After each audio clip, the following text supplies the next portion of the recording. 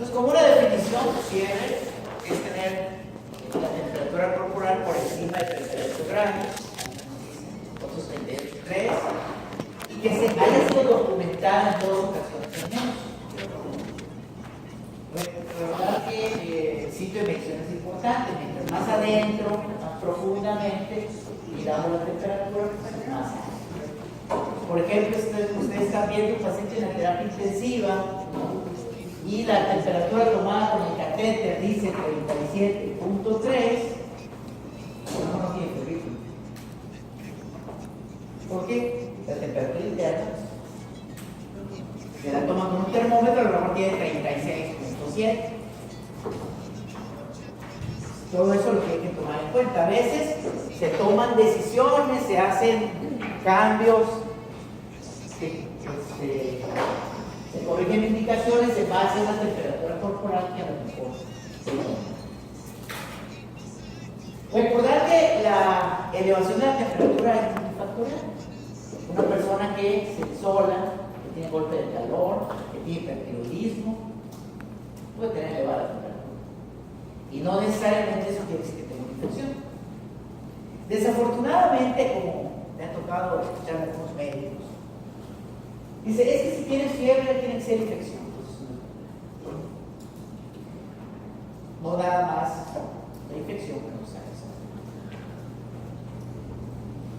Entonces la temperatura pues es realmente no es una sola, sino es una amalgama de las temperaturas corporales. Puede variar entre 0.4 y 0.8 grados centígrados. Si la toma rectal, seguramente va a estar más alta que si la toma axilar, por ejemplo. Y la temperatura normal se dice que más o menos es entre 36,8 y 37, recordando también que amanecemos más fríos y nos acostamos más calientes en general. Entonces la temperatura tiene que ver el ciclo circadiano. Y las mujeres son más calientes que los hombres, no mucho, pero sí. También recordar lo que es fiebre y lo que es hipertermia. Fiebre es una respuesta fisiológica compleja que está regulada por citocinas. Entonces tiene una serie de alteraciones adicionales, elevación de región de fase aguda, hay calofríos, ¿verdad? Hay sudoración, hay cambios inmunológicos, endocrinológicos, fisiológicos, hemodinámicos. A diferencia de lo que es la hipertermia, que es una elevación no regular, que no tiene nada con citocinas. Una persona, por ejemplo, que tiene hipertermia maligna por alotano, le pueden dar todo el paracetamol que quieran, todo la nimesulida, diclofenaco, aspirina, dipirona, no le van a bajar la temperatura. ¿Sí? Y por lo tanto, esa temperatura es más difícil de controlar. Una persona que tiene un traumatismo craneoencefálico, ¿qué tiene? ¿Fiebre o hipertermia?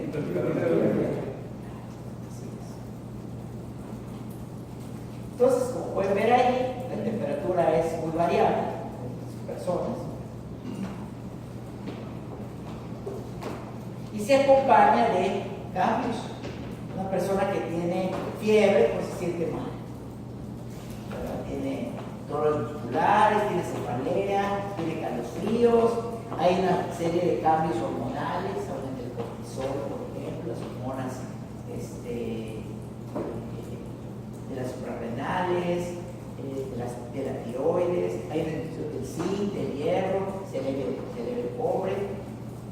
A largo plazo las personas pueden tener falta de apetito, anemia, se elevan algunos marcadores como las plaquetas, los leucos, aunque con algunas enfermedades puede haber leucopenia. Por ejemplo, el paciente que tiene dengue, el paciente que tiene fiebre tifoidea puede tener leucopenia en presencia de una infección. Aumenta la frecuencia cardíaca, aumenta la frecuencia respiratoria con el fin de disipar la temperatura, aumenta la presión arterial. Y si ustedes son cardiólogos, pues esto les conviene, porque es un viejito isquémico, se va a infartar, a llegar a ustedes les tapan con el catéter y les va bien. Entonces, si ustedes son cardiólogos, pues no vacunen los pacientes con influenza, no van a tener chance. Si Si en cambio no les interesa hacer ese tipo de cosas, pues pónganle la vacuna. Pero son los viejitos, la gente mayor de 60 años, gente como yo, debemos estar vacunados. Y se lleva los reactores de fase aguda, la PCR, la segmentación, la famosa procalcitonina, pero ojo, se eleva con todo. No quiere decir que si es infección se eleva la procalcitonina, y si no es infección, pues se eleva. No tiene nada que ver. Como se puede ver aquí, este es un estudio que se hizo en niños para detectar infección bacteriana y se demuestran que pues, no tiene nada que ver con eso. ¿Para qué nos pueden servir marcadores como esta o esta? Nos pueden servir para retirar antibióticos. Si un paciente tiene procalcitonina negativa, con cierta tranquilidad, yo podría tomar antibióticos. Si tiene PCR negativa, con cierta tranquilidad, le podría quitar los antibióticos. No estoy hablando, o no es muy probable que tenga infección bacteriana. Ahora, si la tiene positiva, que desgraciadamente es como lo toman los médicos, no quiere decir que sea una infección. La artritis reumatoide, por ejemplo, se acompaña de elevación de esto, el lupus, el trauma, algunas medicinas. De la manera correcta de utilizar estos marcadores es para quitar antibióticos, no para poner más. ¿Qué cosa puede inducir la respuesta febril? Pues cualquier cosa. Infección, toxinas, daño, inflamación, enfermedades de la colágena. Todo eso genera producción de citocinas que van a activar a los glóbulos blancos, sobre todo los mononucleares, para que generen más citocinas pirógenas y eso va a elevar el termostato que tenemos en el hipotálamo. Y precisamente por eso, porque el hipotálamo responde a las prostaglandinas, es que ya inhibidores de las prostaglandinas bajan. Si es una hipertermia que no tiene nada que ver con citocinas, que no tiene nada que ver con prostaglandinas, pues no responde a los. Entonces, durante la fiebre, pues hay vasoconstricción, aumenta la TA, incrementa el consumo de oxígeno, se cuenta más CO2, las coronarias se contraen. Otra vez, si es un paciente isquémico, pues van a tener la fortuna de que llegue al hospital. Entonces, esto ha llevado a que haya una indicación clara para vacunar a los adultos, todos los adultos mayores. Y la evidencia es muy clara. En invierno es cuando los cardiólogos tienen mucha. Entonces, si quieren a sus pacientes, yo no creo que todos ustedes están vacunados. Ya, pero ya no se puede vacunar, ya está vigente la vacuna. Bueno, eso es generalidades en cuanto a la fiebre, que seguramente ya habían visto sus clases básicas. Ahora vamos a decir qué es lo que tiene uno que estudiar cuando se le presenta un caso de fiebre. Primero que nada, hay que ver quién es el paciente. ¿Es un niño? ¿Es un adulto? ¿Es un viejito? ¿Ha viajado recientemente? Me tocó en alguna ocasión un muchacho que era pues, ingeniero, arquitecto, por el estilo, y que tenía varias semanas con fiebre, que le daba cada 3 días. Y nadie sabía qué tenía. Me habían hecho las famosas reacciones febriles, de las que hablaba la semana pasada, y le había dicho que tenía las 3 fiebres, pero saben que también se le quitaba. Haciendo un poco de interrogatorio, resulta que el chavo 3 meses antes había estado en Perú y como tuvo algunos días libres se fue a visitar el Amazonas. La fiebre cada 3 días, había viajado al Amazonas. ¿Qué teníamos que saber o qué teníamos que estudiar para llegar al diagnóstico?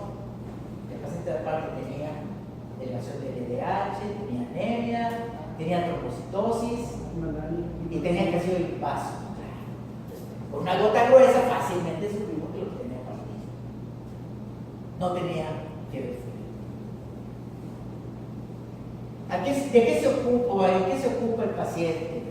También si es un minero, los mineros casi todos tienen tuberculosis.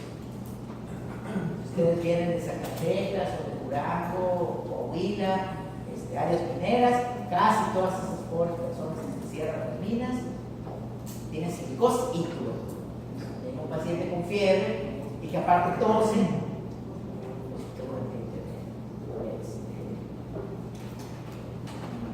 El examen físico, pues como vamos a ver más adelante, pues hay que revisar todo. El fondo de ojo puede ser importante en el paciente que sospechamos en hepatitis. Buscar ganglios puede ser importante en un paciente que sospechamos que a lo mejor tiene una enfermedad de transmisión sexual. El hecho de revisar los genitales, un paciente que tiene, por ejemplo, neutropenia grave, puede tener mucositis, puede tener herpes.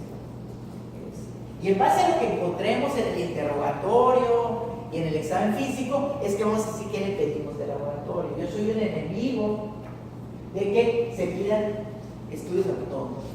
Es que el protocolo de estudio de la fiebre, yo me acuerdo cuando estaba en medicina interna, que había una enorme cartulina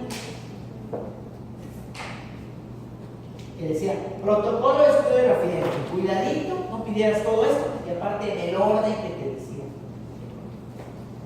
Pero resulta que había pacientes que desde el primer momento tú lo revisabas, tenían un soplo, tenían manchas de error y tenían hemorragia en astilla y se quejaban de disnea. Te voy a hacer un eco, no, pero el eco viene al final. Entonces tienes que empezar en orden. Entonces, lo que vamos a pedir es en base, como dicen en el póker, como veo. Y algo bien importante, posiblemente eso se lo pregunte en el examen porque casi siempre lo pregunto. ¿Cuál es el primer dato que hay que demostrar en un paciente que consulta con fiebre?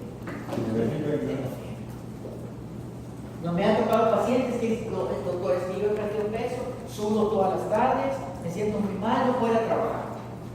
Después que lo internamos y le pido a la enfermera, no nada más decir, enfermera, por favor, le checa la temperatura, no, se va a quedar con el paciente, le va a poner el termómetro y va a ver que efectivamente sea la temperatura.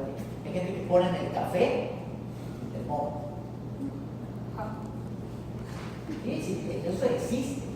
Me ha tocado gente que es diaforética, que siente muy mal y demás, que síncopes y se inyecta insulina. Eso puede manifestar un cuadro parecido a fiebre sincera. Entonces, hay que demostrar que tiene fiebre. Igual, le pregunto a la señora, doña Juanita de San Bernabé, que dice que le duele el cerebro, le duelen los músculos y los huesos, dice que siempre tiene las fiebres. Como es un termómetro, no le voy a decir cuánto es lo normal, porque si no, que pasa que lo invento. Entonces, voy a ver si realmente tiene. ¿Y qué patrón tiene? Que vamos a hablar también de los patrones, que es algo que los clásicos nos enseñaban, pero ahora, ¿con quién pasó a los libros de historia? ¿Qué tiene en la piel? Tiene un rash, tiene manchas, equimosis, petequias. ¿Qué esperamos en un paciente que tiene dengue, por ejemplo? Puede tener un rash. Si le ponemos el torniquete, podemos encontrar por el torniquete positivo. Una persona que tiene fiebre por largo tiempo, es un joven, y tiene crecido los ganglios por todos lados, puede tener VIH. La boca, decíamos de los neutropénicos graves, puede tener úlceras, puede tener cándida. Un paciente con VIH, generalmente, la manera de diagnosticarlo de inicio, antes de ser ELISA, es verle que te en la lengua. Si ves que está todo lleno de algodoncillo y es un joven que, pues, no se ve tan sano, ya ha tenido diarreas, que falta el aire, pues seguramente tiene VIH.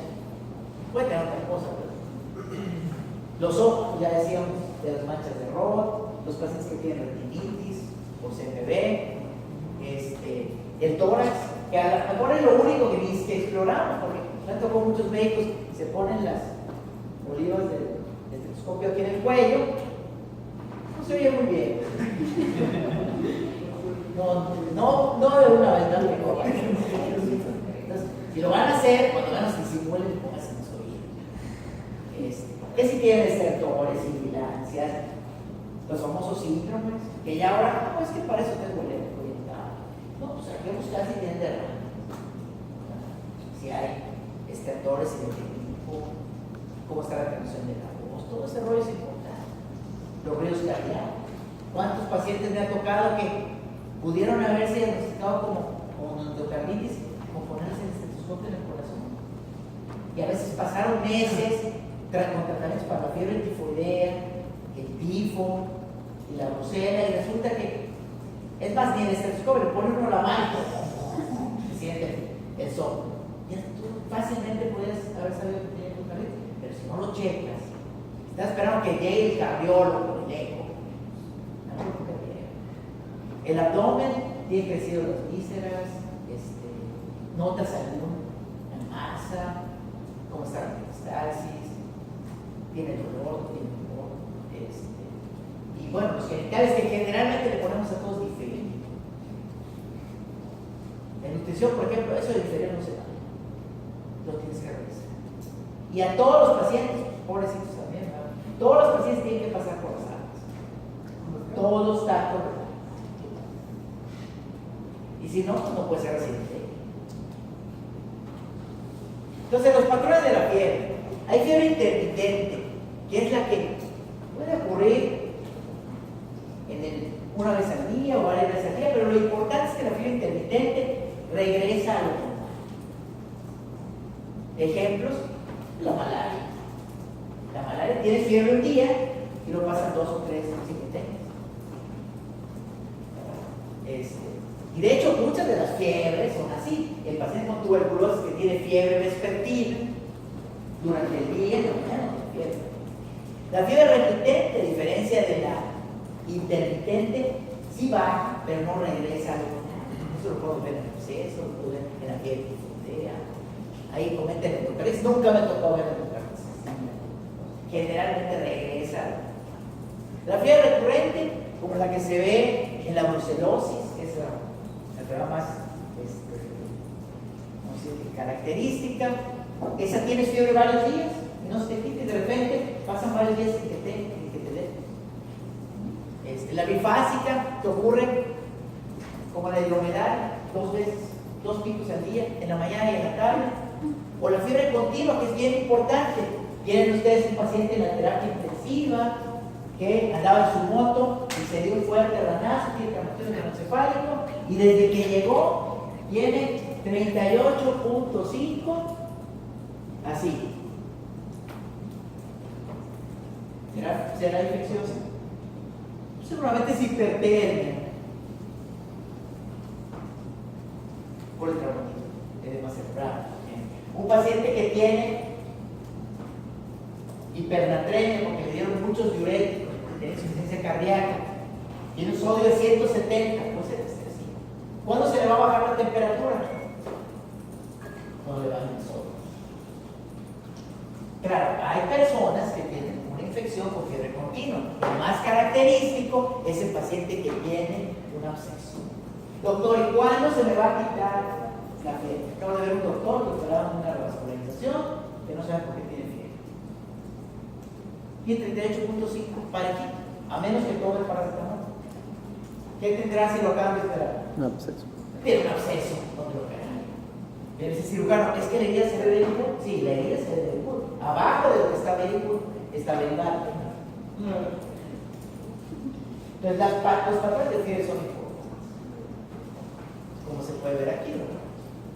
Como son los patrones distintivos de algunas enfermedades. Que desgraciadamente ya poco se utiliza.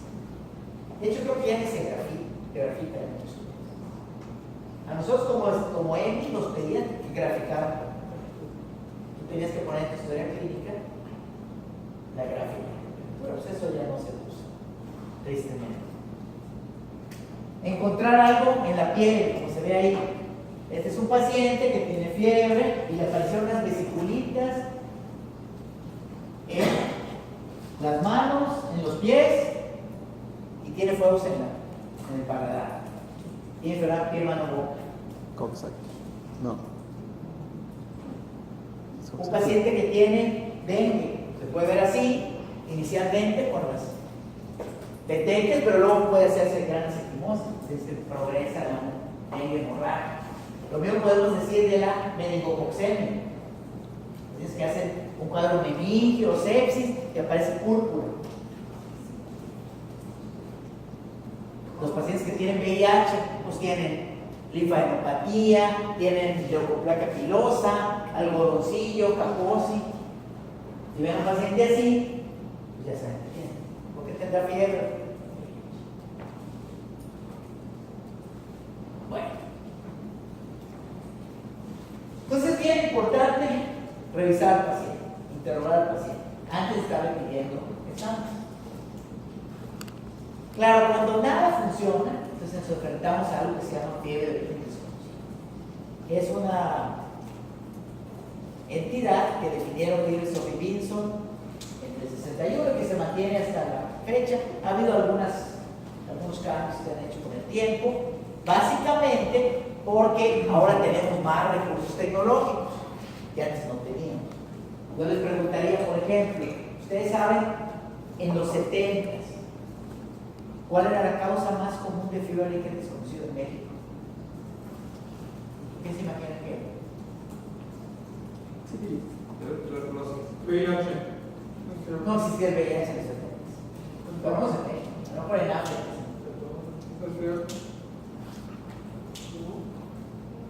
Absceso hepático amibiano. ¿Por qué? No había eco. Entonces llegaba el paciente que tenía un chorro de fiebre, podía o no quejarse de dolor abdominal y pues hacían todos los exámenes, radiografías, radiografía de abdomen, de tórax, le hacían una VH, como cultivos. De hecho, en esos lejanos ayeres, el diagnóstico se establecía con un gammagrama, porque no había eco. Ahora tienen eco hasta con el doctor sí. Entonces ya es verdaderamente criticable que alguien tenga fiebre con un absceso hepático amibiano y no tenemos bueno. Pero eso pues sí era. Entonces, ¿qué quiere decir eso? Que el tener más recursos cambia los diagnósticos. En los 80, por ejemplo, ¿cuál es la causa más común de fiebre de origen desconocido en México? VIH. El VIH. ¿Cuántas personas tenían acceso a una ELISA? De hecho, un famoso médico, que seguramente ustedes han oído hablar de él, el doctor Guillermo Soberón Acevedo, ¿ya han oído de él? No. Creo que ahora es presidente de los Pumas. Bueno, este señor fue secretario de salud junto a Miguel de la Madrid, cuando el terremoto, el terremoto del 85, mejor ni habían nacido ustedes, pero estaba ahí. Yo me acuerdo que era X5 cuando el terremoto, y yo escuché en las noticias que había un terremoto en México y hasta lo tomé como algo tonto. Todos los días tiembla en México, o sea, tanto escándalo, chilangos, y luego vimos que realmente era un problema. Pero lo que hizo este señor Soberón es que a pesar de que el CDC y la OMS habían recomendado que se hiciera chequeo de la sangre para VIH, antes de transfundirla, este señor Soberón dijo que para qué seamos bien machines en esto. Aquí no hay VIH, ¿para qué le invertimos a eso? Ese señor va a pasar a la posteridad porque él se negó a ponerle una obligación, un reglamento para la sangre. Entonces, mucha gente que sobrevivió a que se le cayeron los edificios encima requirió transfusiones de sangre y se murió de VIH. A mí me tocó ver varios pacientes con una residente de nutrición que estaban así, mujeres incluso. Entonces, el VIH era la cosa más común. Obviamente en los 90 estoy acá, porque el ELISA se le hace a todo. Entonces, ¿cómo se define la FOD? Es una temperatura de al menos 38,3, que se documente por lo menos 2 veces. Y es importante que dure al menos 3 semanas. ¿Y esto por qué es importante? porque va a quitar muchos padecimientos febriles, autolimitados, virales, que no van a comprometer al paciente. Y bueno, lo que decía estos autores norteamericanos es que el paciente tendría que haber estado una semana en el hospital para estudiarse. Esto ya cambió porque la mayor parte de los estudios que requiere el paciente se pueden hacer de manera una endoscopía, una tomografía, una resonancia, tomar hemocultivos, qué sé yo, todo eso se puede hacer. Pero en esos lejanos ayeres, en el Seguro Social, por ejemplo, tú no podías pedir una tomografía si no internabas al paciente. No puedes pedir un médico si no lo internabas, o un mamograma, o tomar hemocultivos, todo eso pues ya cambió. Ahora, bien importante también, dice, al menos una semana de estudio. El problema es que aquí no definen qué es estudio. Por ejemplo, para un médico mexicano estándar, ¿qué es estudio de fiebre? Tomar VIH, química, general de orina, reacciones febriles. Eso no es estudiar. Entonces, a veces yo les pongo eso en el examen, pero para mí, pedirle esas cosas no es estudiar. Mínimo, tendríamos que pedirle qué.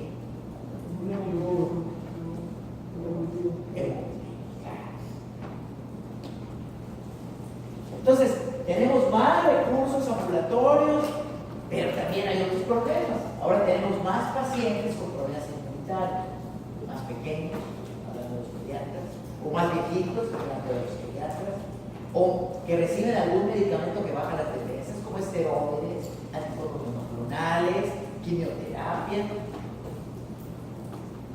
Por supuesto que hay miles de protocolos de diagnóstico y tratamiento. Y no me interesa mucho que ustedes se aprendan. Lo que yo quisiera es que aprendieran a individualizar al paciente, dependiendo del sample. ¿Sí? Entonces, debido a esto, hay 4 tipos de FOD. La FOD clásica, la que describieron Peterson y Vinson, la del VIH, la de los pacientes que tienen inmunodepresión pero no tienen VIH. De ellos los más importantes son aquellos que tienen neutropenia por la quimioterapia. Y finalmente, la fiebre de origen desconocido, que ocurre en los hospitales. Un paciente que llegó al hospital y aparentemente no tenía fiebre, como este doctor que les estoy diciendo que operaron de una revascularización, pues él no llegó con fiebre. Lo operan y 5 días después de la operación tiene fiebre continua. Entonces, eso es una fiebre que desconocida nosocomial, claro. Lo que tengo que hacer, y es muy fácil descartar la causa, es buscar qué está pasando en el sitio penal. Quedó por un hematoma residual, tiene un absceso, tiene un edema, tiene endocarditis. Entonces, dependiendo del tipo de FOD, y eso es tomado del Mandel, pues pueden ver que para una FOD clásica necesitamos un periodo mayor a 3 semanas y que haya sido revisado, estudiado, con unas 2 visitas o 3 días en el hospital. En el caso de la nosocomial, con 3 días es suficiente, no hizo 3 semanas. En el caso de los inmunodeficientes es igual. Y en el caso del VIH, similar a la clásica, necesito 3 semanas de vida. A un paciente que también le puede dar dengue, también le puede dar un resfriado, le puede dar sinusitis, y no necesariamente eso va a causar fiebre de infección. Y se hace mucho énfasis en dónde vive el paciente, su historia, su examen físico, y recordar cuáles son las causas más comunes de esta entidad en cada uno de ellos. En el caso de la clásica, obviamente infecciones como la tuberculosis, como la endocarditis, el cáncer, las colangeopatías son comunes. En el caso de la asociada al cuidado de la salud, las infecciones quirúrgicas, las bacteremias, la colitis por ser difíciles. En el caso de los inmunodeficientes, pues pueden tener bacteremia, neumonía, infecciones urinarias, mucositis, incluso reacción a la quimioterapia, neutropenia, Y en el caso de los pacientes con VIH, lo más común es tuberculosis, aunque pueden tener cáncer, pueden tener neumocistis, pueden tener hongos, etc. Entonces, ¿cómo estudio la foto? Interrogatorio y examen clínico primero que voy a ver qué patrón tiene la fiebre. Yo le voy a pedir a mi paciente que me grafique su temperatura, o le voy a pedir a la enfermera que se está entrenado que me tome la temperatura y la registre. Y otra vez que lo haga directamente, que no le deje el termómetro al paciente, porque existe también la fiebre y las pruebas de laboratorio y los estudios invasivos obviamente van a ser individuales. No recomiendo yo para nada que sea el mismo proceso todos los días. Aunque eso es lo fácil, así no pienso, que parecería que la medicina moderna se trata de que no pienses. Tú nada más sigue las guías. Oiga doctor, pero es este paciente, creo que no deberías. No, tú sigue las guías. Sigamos. Insistir muchísimo en que la historia clínica es lo más importante. Todo lo demás se os dará por ahí. Y hay protocolos de estudio muy largos, como este que es del CECI. Pueden ver que empieza desde tomar cultivos y se pueden ir que radiografías, que checar la resolución hepática, el VIH, si toma drogas, aquí están las reacciones febriles, ¿verdad?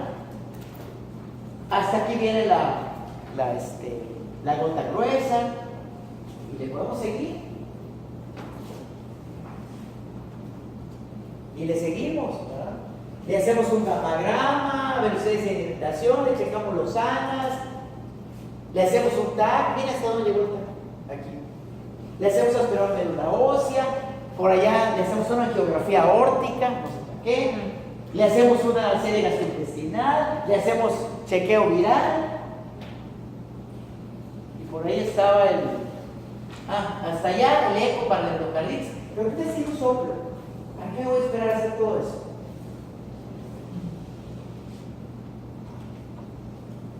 Entonces, cuando hablamos de foto clásica, estamos hablando de padecimientos crónicos o subagudos. Ojo, fiebre mayor a 3 semanas. La mayor parte de las veces ya los estudiamos extrahospitalariamente y que las entidades que lo causan dependen del área. A lo mejor en África, malaria es la causa más común. Puede ser. No va a ser lo mismo en Noruega. En México, ¿cuál sería la más común? Tuberculosis. Es un paciente joven que se saca la ceja, que le gusta la vida alegre, ¿verdad? Que de repente tiene lesiones aquí donde se inyectan cosas.